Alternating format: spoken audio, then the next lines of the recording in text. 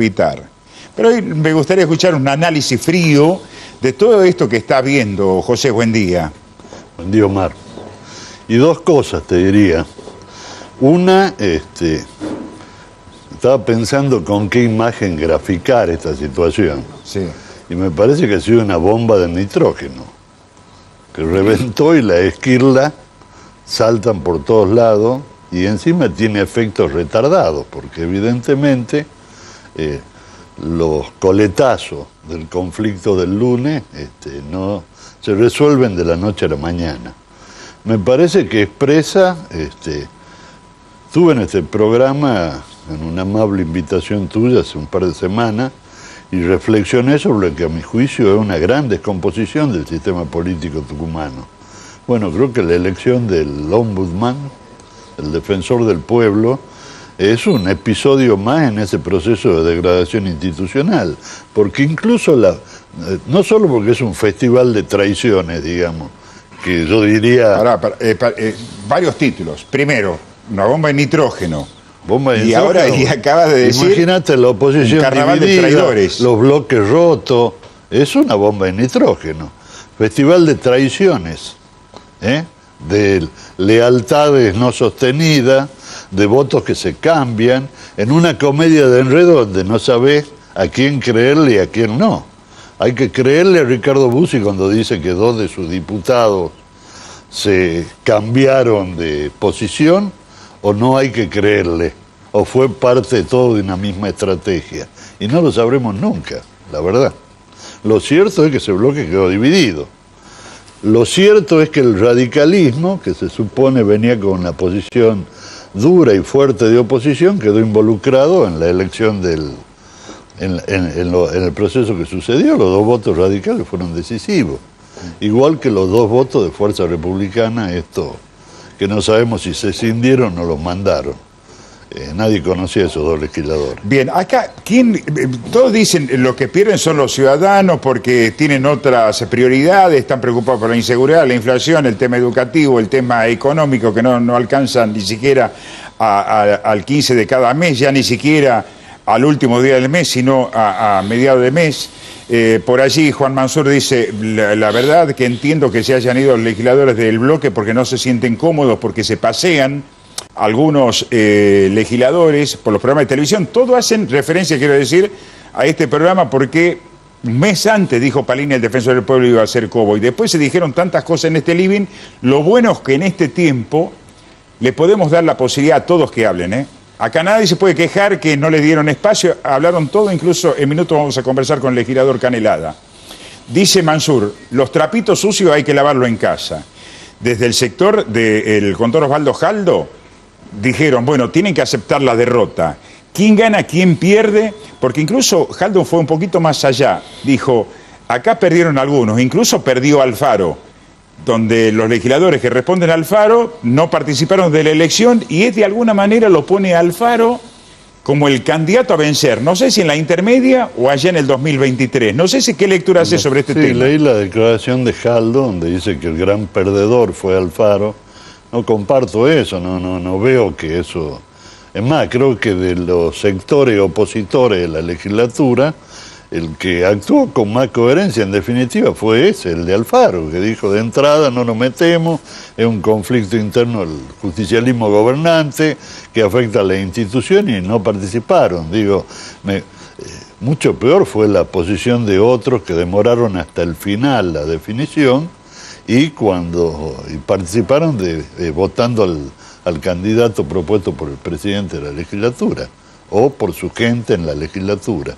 Yo lo que creo, lo que me parece a mí, es de que, primero, que la figura del defensor del pueblo sirva para detonar un posicionamiento en el interior del oficialismo para definir la candidatura a gobernador dentro de 3 años me parece una locura.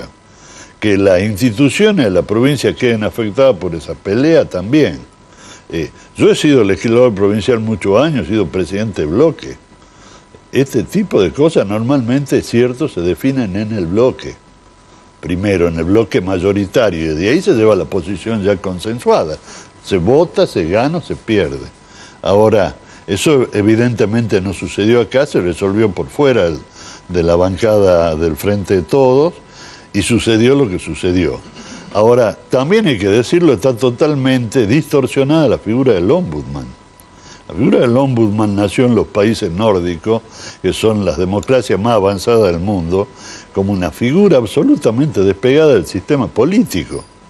El ombudsman no puede ser un puntero o un dirigente político. Se supone que es una figura prestigiosa de la sociedad que tiene a su cargo dos tareas: defender a los ciudadanos contra los abusos del poder y ser una especie de celoso custodio del funcionamiento de las instituciones. Y aquí voy. El ombudsman en Tucumán, a partir del 2006, tiene categoría y jerarquía constitucional. Está en la Constitución. Y le da una serie de atribuciones al ombudsman que, usado con un sentido de afectar al gobierno provincial, ojo, que puede ser un arma muy peligrosa. Yo le preguntaba a José Ricardo Azcárate, y lo hacía con mucho respeto, ya va a decir lo suyo el doctor Canelada, pero le decía a Azcárate, no lo veo a José Cano y a Silvia Lede Pérez votando por un candidato del kirchnerismo a Defensor del Pueblo de la Nación. Defensor del Pueblo de la Nación, que desde el año 2009 no hay defensor del pueblo en la República Argentina. Le trasladaba esto como para trasladar el escenario a Tucumán.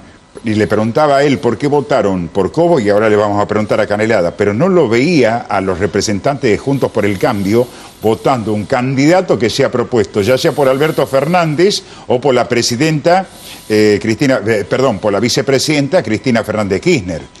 No sea tramposo más, no es ese chiste. ¿Cuál? El presidente Alberto Fernández. Y vicepresidenta Cristina Fernández.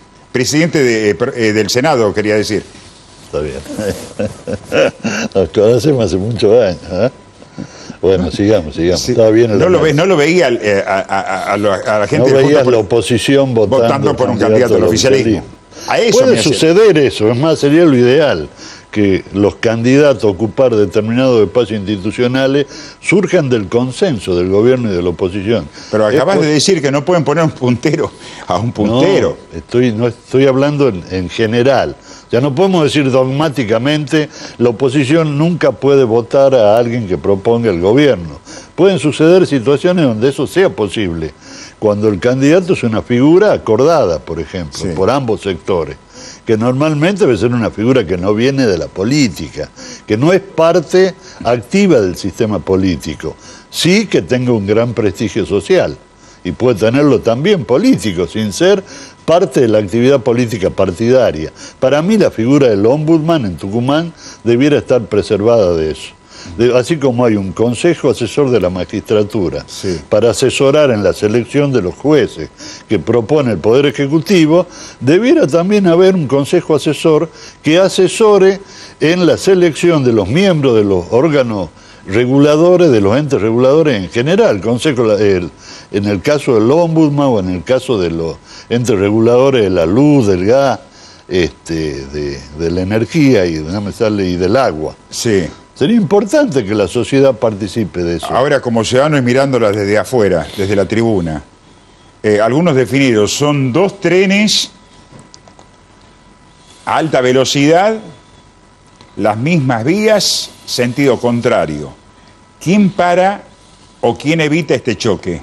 Creo que el gobierno nacional. El gobierno nacional no le va a interesar una fractura del gobierno de la provincia. En la próxima elección hay mucha preocupación por conservar la mayoría legislativa en el Senado y en diputados. Entonces, sobre todo en el Senado, perder un legislador por una fractura en el gobierno, no es mi caso, que nosotros representamos otro espacio político distinto, no estamos integrados al gobierno. Por una fractura entre el gobernador y el vice sí podría afectar el resultado electoral. Yo creo que, a mí me parece que Jaldo le hizo una demostración de fuerza a Mansur, fuerte. ¿Le ganó? Y sí. Los resultados son los que definen quién gana y quién ¿Debilita pierde. esto al gobierno de Mansur o lo puede llegar a fortalecer en cuanto a sumar más gente para evitar que el gobierno se siga deteriorando? pensando en que se vienen las intermedias y el cambio de poder en el 2023. Pero a ver, ¿cuál se supone que es el objetivo de Jaldo? ¿Ser gobernador en el 2023? Es decir, le puso, hasta acá llegamos, no hay reforma, no hay reelección. Claro, le dijo eso. El candidato soy yo. Ahora, si Jaldo tiene alguna expectativa de ser gobernador, no puede pretender serlo sobre el cadáver de Mansur, político me refiero. Entonces él debiera ser el primer interesado en recomponer la relación con el gobierno. Ya le mostró que puede manejar los números en la legislatura y bloquear cualquier iniciativa en la legislatura o sacar una decisión de la legislatura, aún traída de los pelos como es esta. Y lo digo y me hago cargo. Entonces, me parece que ya la demostración de fuerza la hizo, que ahora se le va a bajar la bilirrubina a los dos y van a terminar acordando, como siempre sucede. Ya invítame a tu programa dentro de 6 meses y conversamos a ver si me equivoco. No, puede ser antes también, que van a suceder cosas antes de los 6 meses. Por supuesto, claro. Bueno, las listas nacionales las van a pactar, como ya se venía pactando. Me acordaba de vos anoche también, José. Este tema de Pedicone, la pelea con Leiva, ya ha pasado los límites de Tucumán. Y se le está dando una importancia tremenda a nivel nacional y también mundial. Incluso dicen que la ex presidenta de Chile, Bachelet, pidió que acerquen todos los antecedentes por qué se midió con distinta vara lo de Pedicone y Leiva. ¿Esto puede de alguna manera también trasladarse en algún momento? Lo que hizo Naciones Unidas se supone aceptar el tratamiento del tema. Esto implica la apertura de un largo proceso que no sabemos cuándo va a terminar ni cómo se va a desarrollar. Yo no le daría más importancia que eso. Era muy fuerte rechazarlo. Lo tomaron al tema, con los tiempos que fije las Naciones Unidas. No, pero al instalarse, digo, en los medios nacionales ya... Y Omar, no me hagas hablar, los medios nacionales vos sabés que no son neutros, todo lo que signifique mella el justicialismo en general lo difunden, poniéndole el énfasis que ellos consideran.